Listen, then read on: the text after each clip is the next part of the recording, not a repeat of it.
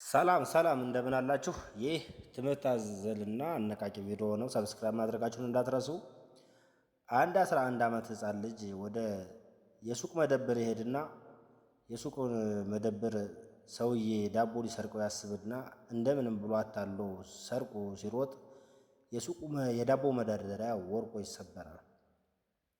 ሌባ ሌባ ሌባ ይልና የሱቁም የዳቦ ባለቤት ሩጦ ያንን ልጅ ያስይዘዋል።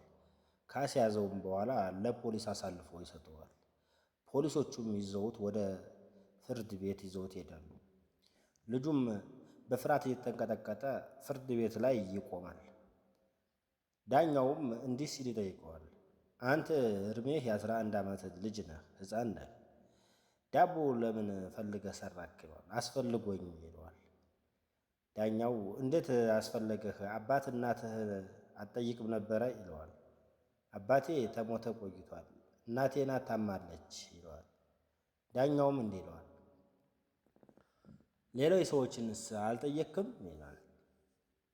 አይ ጠይቄያለሁ፣ ከ50 በላይ ሰዎችን ጠይቄያለሁ። ከ50ው ሰዎች ግን አንዱም የሰጠኝ የለም። መጨረሻ ላይ አማራጭ ሳጣ ግን ይህን አጸያፊና አስቀያሚ ነገር ላደርግ ቻልኩኝ። እናቴም በረሃብ ልሞት ነው፣ እኔም ራብ ሊገለኝ ነው። ራብ አስገድዶ የሰራው ይላል። ዳኛውም ትንሽ ዝም ካለ በኋላ ስራስ አልጀመርክም? ምንድን ነው የምትሰራው? ይለዋል። ስራዬ መኪና ማጠብ ነበረ። እናቴ ታማ ግን ስቀር የመኪና እጥበት የምሰራበት ሰውዬ ባለቤትም አባረረኛዋል።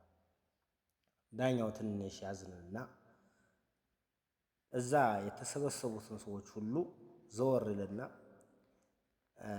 ከኒያ ጀምሮ ወንጀለኞቹ እኛው ነን እንጂ ይሄ ልጅ አይደለም። ስንት ነው ምግብ ተርፎ በየገንዳ ቆሻሻ ገንዳ የሚደፋው? ስንቶቻችንን በልተን ጠግበን ተርፎን የሚያድረው?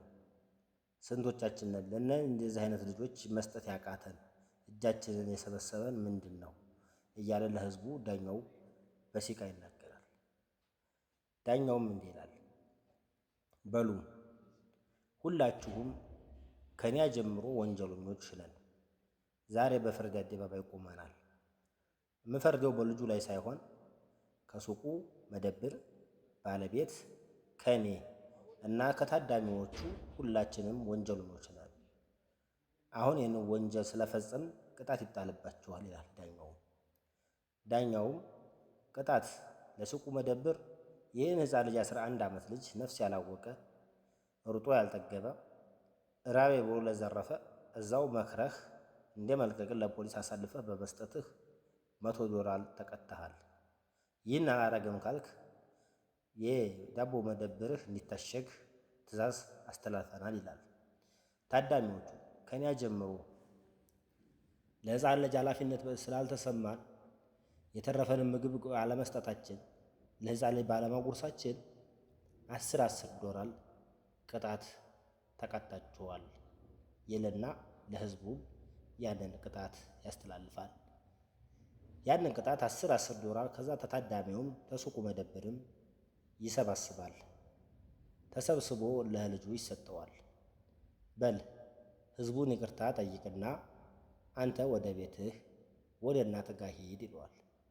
ልጅም በደስታ እንባ እያለቀሰ ወደ ህዝቡ ዞሮ ይቅርታ ላጠፋሁት በደል በጣም ይቅርታ ይልና ህዝቡን ይቅር ካለ ወደዛ ወደ እናቱ ያችን የሰበሰባትን ብር ይዞ ሮጠ። ዳኛውም በዚህ በፍርዱ በጣም እጅግ ደስ ተብሎ የታዳሚው ሰው በደንብ አጨብጭቦ በጣም ደስ አላቸው። እና ይህ የሚያስተምራቸው ነገር ስንቶቻችንን በልተን ጠግበን ተርፎን ቆሻሻ ገንዳ የምንደፋው? ለምን ጾማቸውን ለሚያድሩት አንሰጥም? ስንቶቻችንን ኪሳችን ሁሉ ሞልቶ ማድረግ አቅቶን ለኔ ቢጤ መስጠት አቅቶን ስንቶቻችንን በውስኪ የምንራጨው? ቅን ልብ እንጂ ሀብታም መሆን ለፈጣሪ ምንም አይደለም። ሰብስክራይብ እንድታደርጉኝ አመሰግናለሁ።